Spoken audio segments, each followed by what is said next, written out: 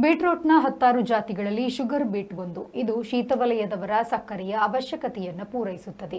ಕಬ್ಬು ಉಷ್ಣವಲಯದ ಬೆಳೆ, ಹಾಗಾಗಿ ಕಬ್ಬಿನ ಬೆಲ್ಲ ಸಕ್ಕರೆ ಶೀತವಲಯದವರಿಗೆ ಅಲಭ್ಯ. ಅಲ್ಪ ಸ್ವಲ್ಪ ಆಮದು ಇತ್ತು. ಶುಗರ್ ಬೀಟ್ನಲ್ಲಿ 75% ನೀರು, 20% ಸುಕ್ರೋಸ್ ಸಕ್ಕರೆ, 5% ತಿರುಳಲಿ ಇರುತ್ತದೆ. ಫ್ರಾನ್ಸ್ನ ಒಲಿವರ್ ಡೆ ಸೆರಸ್ 16ನೇ ಶತಮಾನದಲ್ಲಿ ಇದರಿಂದ ಸಿರಪ್ ತಯಾರಿಸಿದ. ಅದು ಯುರೋಪಿಯನ್ನರ ಸಿಹಿಕಾರಕವಾಯಿತು. ಕಬ್ಬು ಬೆಳೆಯುವ ಪ್ರದೇಶಗಳಲ್ಲೆಲ್ಲ ಬ್ರಿಟಿಷರ ಕೈಯಲ್ಲಿದ್ದವು. ನೆಪೋಲಿಯನ್ ಯುದ್ಧ, ಜರ್ಮನ್ ವಾರ್ ಎಂದು ಬ್ರಿಟಿಷರು ಅತ್ತ ಬೆಲ್ಲ ಸಕ್ಕರೆ ಸಿಗದಂತೆ ಮಾಡಿದ್ರು. ಆಗ ಸಕ್ಕರೆ ತಯಾರಿಕೆಗೆ ಶುಗರ್ ಬೀಟ್ ಬಳಸುವ ಸಂಶೋಧನೆ ನಡೆಯಿತು. 18ನೇ ಶತಮಾನದಲ್ಲಿ ಶುಗರ್ ಬೀಟ್ನಿಂದ ಸಕ್ಕರೆ ತಯಾರಿಕೆ ಸಾಧ್ಯವಾಯಿತು. ಯುರೋಪ್ ಶೀತವಲಯದ ಎಲ್ಲ ಕಡೆ ಈ ಸಕ್ಕರೆ ಬಳಕೆಯಲ್ಲಿದೆ.